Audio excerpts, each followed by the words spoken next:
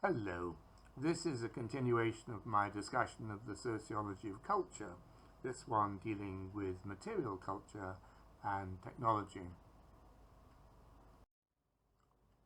It is possible to describe culture both in terms of the patterns of beliefs and behaviors by which people live, that is their non-material culture, and of the physical objects which they employ during the course of their lives, that is their material culture. The two are intertwined. A motor car is a physical object, but there are accepted patterns of how to use it and how we regard it. An object seen as sacred will inspire awe, but it is still an object. Physical objects, for example banknotes, become part of the network of ideas that we follow and are given meaning in terms of the role they play in the total pattern of a particular culture. Money is just as much a concept as a physical thing, as painfully realized in societies which experience hyperinflation, where money completely loses its value. Material culture refers to all of the physical objects and technologies which are used by members of a society. These include the tools and utensils we use for different tasks, our clothing, habitations, and means of transportation and power, as well as those objects we deem to have artistic or religious significance.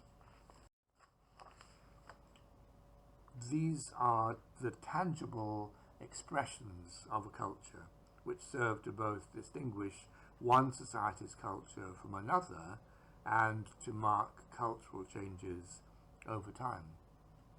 They play a major role in defining the lives we lead. For the past half-century or so, globalization has led to an increasing sameness in many aspects of material culture worldwide, with the ubiquitous adoption of modern technologies and the spread of international styles of things like dress and architecture, with traditional clothing styles, for example, now often being preserved only as national dress, and traditional habitations such as igloos, teepees, stilt houses, mud huts and the like, found only in remote districts or preserved in folklore museums. But for older people at least, they may remain as part of memory. Even so, in an international airport, we may still be able to identify our fellow travellers, both by nationality and subcultural lifestyle, by the clothes they wear. West African and Arab robes, conservatively dressed businessmen and casually dressed students, or nuns and monks in their religious habits. Again, in a Chinese or Japanese restaurant, we may use chopsticks to help us eat our food, with a complex etiquette of correct use. Whilst in an American steakhouse, we use a knife and fork, and at a formal banquet, an elaborate array of knives, forks, and spoons, each with its own designated purpose. Staying in a traditional Japanese inn, we will sleep on a floor mat rather than a bed. If we move back in time, the world appeared as a less homogenized place, and early travelers marveled not only at the exotic beliefs and behaviors of the people they visited, but at their material ways of life. Within a culture also, material objects serve to distinguish one era from another, whether it be changes in fashion, such as those which led the European elite to abandon wigs and knee breeches in the early 19th century, or the progression of motor cars from the early vehicles of Benz and Henry Ford to those of today. Archaeologists studying the earliest humans often have little to go on other than the artifacts left behind by our distant forebears, hence the familiar division of prehistory into the various phases of the Stone Age, the Paleolithic, the Mesolithic, the Neolithic, and the later succession of Bronze and Iron Ages, all based, note, on the predominant kinds of tools used.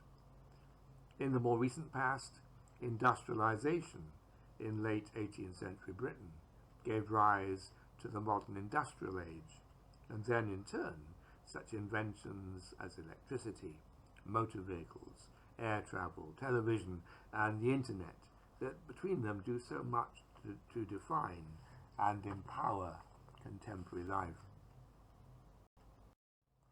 Here we have a couple of nice pictures, one from 1785 and the other from 1921, of couples, and straight away you can, even if you didn't know who they were, you can get some idea of the difference in style and obviously have an approximate date in mind as to when they are. Or again, here we have two motor cars, the very first Benz Patent from 1885 and a 1910 Ford Model T, both recognizably motor cars, but at the same time very different from those that people drive today. Technology, which we may define as the methods and means the members of a society use to access available resources and accomplish their objectives, together with technological change, has often had a revolutionary impact on human society and is therefore of considerable interest to sociologists. In communications technology, for example, various writers have pointed to the political and social consequences of different kinds of writing materials used in ancient empires, for example, papyrus compared to parchment. The 15th century European printing revolution and the modern electronic media of radio, television, the internet, and mobile phones. Again, in transportation, the introduction of the railways, bicycles, the motor car, and air travel have all had profound social consequences. It is of note that the technology available to people varies both between societies and over time, and that some technologies are more efficient than others. Iron axes are better than stone ones. Modern printing technology is more efficient than ancient clay tablets. With the advantage of collective learning, it is possible for progressive improvements in technological efficiency to occur, as for example with the increasing productivity of textile machinery during the early stages of the Industrial Revolution, or the introduction of assembly line production and robots in the manufacture of motor cars.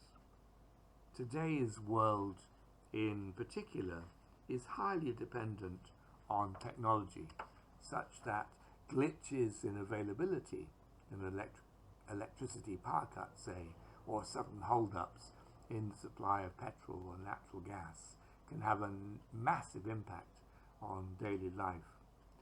This technologization of society has numerous impacts of interest to sociologists, including changes in the nature of social interaction, as with the growth of the internet, and employment opportunities, as well as environmental concerns. Again, there is now a widespread belief and commitment to the idea of continuous technological improvement and the greater application of technology to all areas of human life. The speed of modern technological change also contributes to the generation gap between adults and young people, with children and adolescents rapidly learning how to use the latest technologies, whilst older people learn them more slowly or not at all. The speed of change is experienced by many as increasing, so that a senior citizen of today may have grown up with a technology not so different from that of his or her parents, whereas the technology familiar to their grandchildren may have outpaced that of their own children. Next week we'll talk about non-material culture. Thank you for listening, and thank you in particular to my patrons, Ian Palin and Tricia Williams. If you like these videos, you're welcome to subscribe to my channel. I'll try to answer any questions you may have about them about the video in a future one. And if you want to support the development of the channel, you can do so through Patreon or PayPal. I'll give details below. You can also click the like button so that I can get an idea of which videos are of greatest interest to viewers. Have a good day.